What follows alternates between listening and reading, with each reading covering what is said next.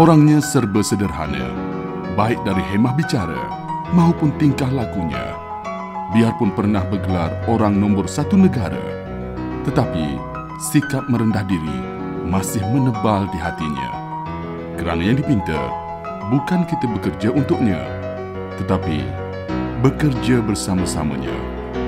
Itulah nilai diri yang dimiliki oleh Perdana Menteri kelima Malaysia, Tun Abdullah Ahmad Badawi. Serasi dengan namanya, Abdullah, iaitu hamba Allah. Begitulah juga dengan warna kehidupan yang mengemudi putera sulung Datuk Ahmad Badawi Fahim dan Datuk Khairan Hassan setelah dilahirkan pada 26 November 1939 di Kampung Perlis, Bayan Lepas, Pulau Pinang.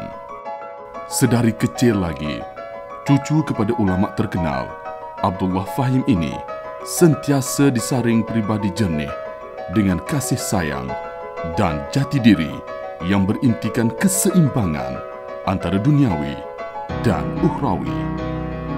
Benih yang melestari jiwa terus digenggam menjadi rutin harian abang sulung kepada empat beradik ini, walaupun berada di bangku sekolah Melayu Permatang Pertam maupun semasa belajar sekolah tinggi Bukit Mertajam. Dan untuk meneruskan citra wangsa keluarga, Tun Abdullah telah memilih untuk melanjutkan pelajaran di Universiti Malaya dalam bidang pengajian agama Islam. Ketika inilah bakat kepimpinan Tun Abdullah mula berjambah. Membuka awal khidmatnya, Tun Abdullah memulakan karier sebagai penolong setiausaha di Jabatan Perkhidmatan Awam pada tahun 1964. Kemudiannya, ketika negara dilanda rusuhan 13 Mei 1969, kredibiliti anak kelahiran Pulau Mutiara ini mula terselah apabila Tun Abdullah dituntut untuk sama bahu-membahu dengan Perdana Menteri kedua, Tun Abdul Razak, bagi melaksanakan aspirasi Majlis Gerakan Negara atau Magiran. Pada tahun 1974, Tun Abdullah mengambil keputusan untuk bersara daripada menjadi penjawat awam dengan meletakkan jawatan sebagai timbalan Ketua Pengarah Kementerian Kebudayaan, Belia dan Sukan demi untuk merealisasi impiannya dalam dunia politik. Inilah yang dikatakan pepatah lama, kalau benih yang baik dicampak ke laut menjadi pulau, kerana memetik erti resam hari, nilai manusia itu bukan diukur pada usia, tetapi pada khidmat bakti mereka. Inilah yang dijernihkan lagi oleh Tun Abdullah Ahmad Badawi sebaik sahaja melangkah ke arena politik. Menekuni arah jati niat, beliau meletakkan Tun Abdul Razak sebagai mentor untuk meneguhkan lagi semangat perjuangan di dalam UMNO. Bermula sebagai ahli biasa pada tahun 1965, kemudiannya Tun mendaki ke tangga ahli majlis tertinggi pada tahun 1985. Seterusnya, timbalan presiden bermula tahun 2000 dan akhirnya mengepalai UMNO sebagai presiden bermula September 2004 hinggalah ke Mac 2009.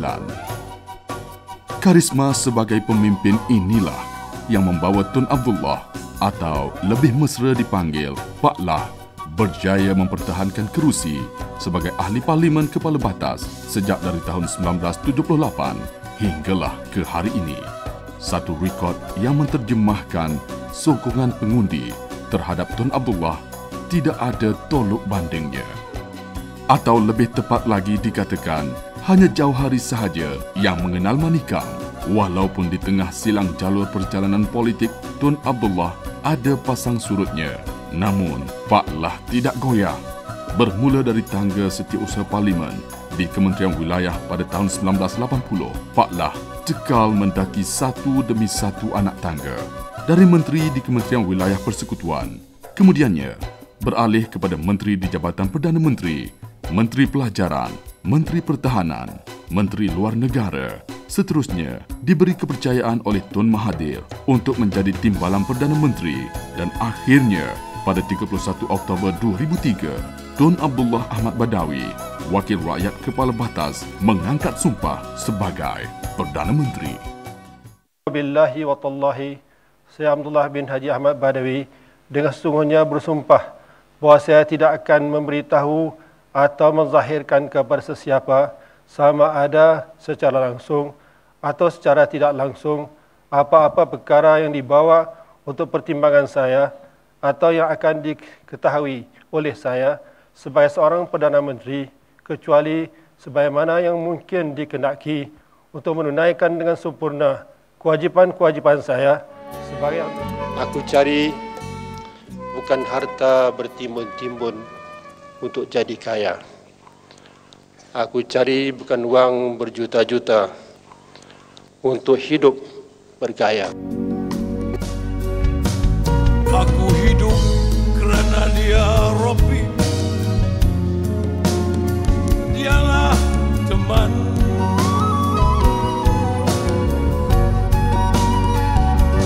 Dialah wali. Dia mencukupi.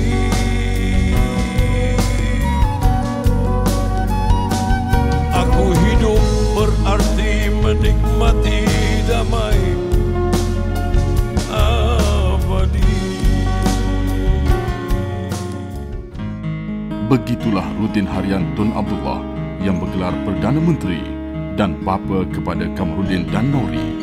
Setiap rintang waktu yang ada sentiasa dimanfaatkan untuk rakyat dan juga keluarga.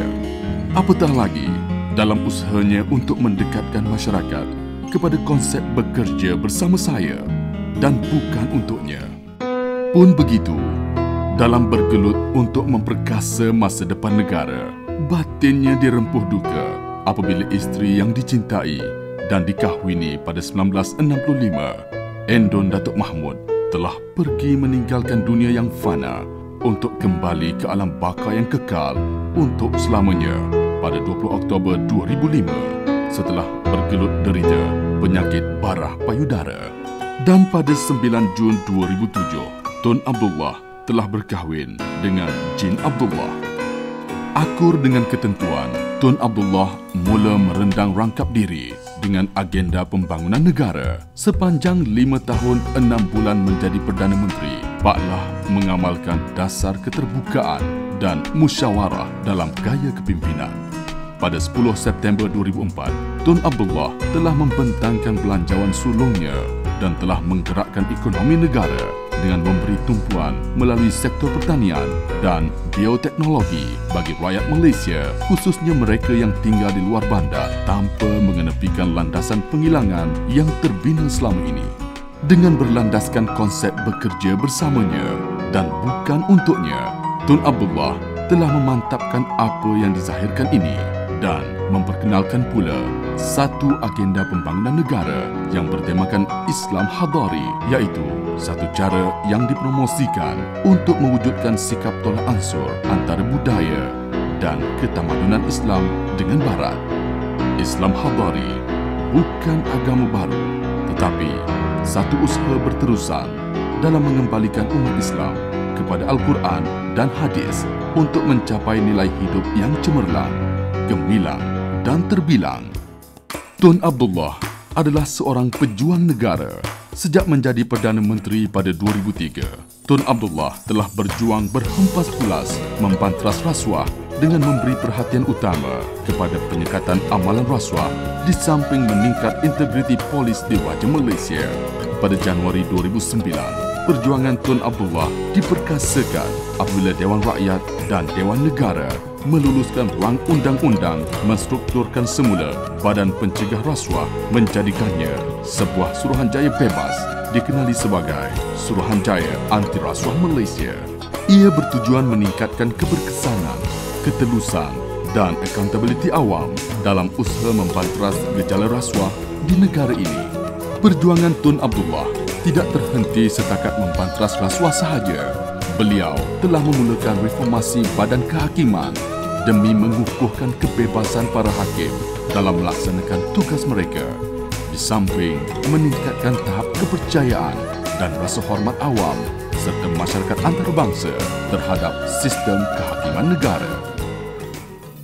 Keprihatinan Tun Abdullah tidak terhenti kepada pembangunan spiritual sahaja, tetapi terus dipanjangkan kepada masalah ekonomi yang melanda kawasan luar bandar, menyedari kewujudan ketidakadilan kekayaan dan pembahagian ekonomi antara bandar dan luar bandar, lalu memperkenalkan konsep pembangunan wilayah ekonomi di 3 wilayah semenanjung, 1 di Sarawak dan 1 di Sabah.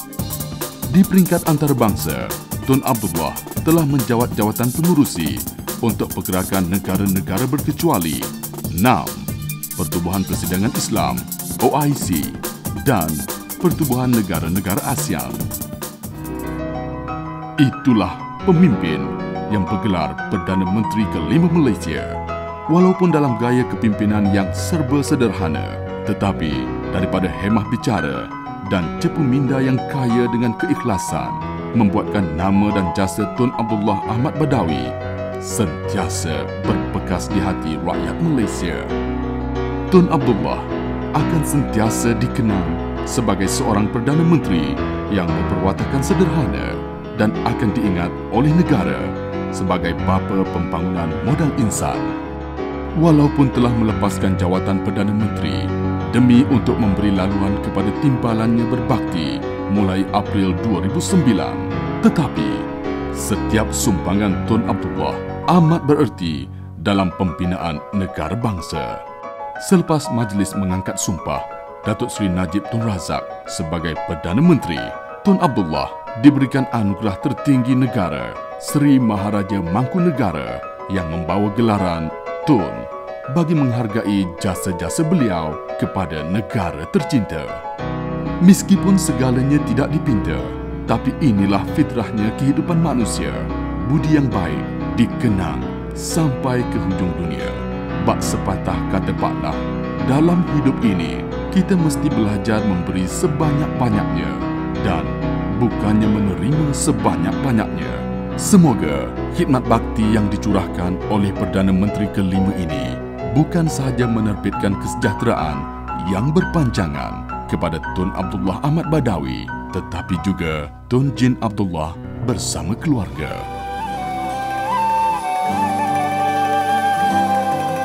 Aku cari bukan harta bertimbun-timbun untuk hidup kaya. Aku cari bukan uang berjuta-juta untuk hidup bergaya. Aku cari bukan kawan-kawan untuk hidup sekadar berpoya-poya.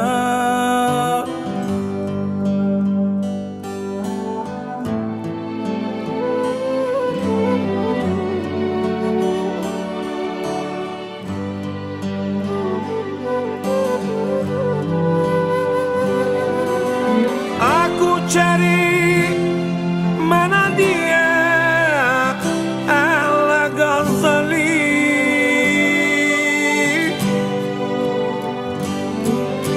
Aku cari mana dia Asy-Syafi'i.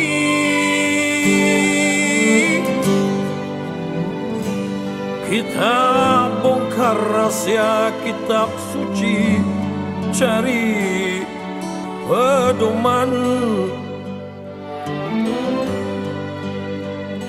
Kita bongkar rahasia sunnah Nabi, cari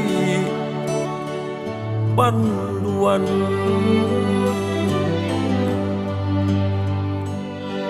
Aku hidup kerana dia Rabbi, dialah teman.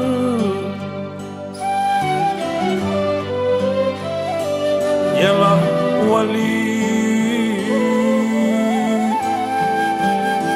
dia mencukupi.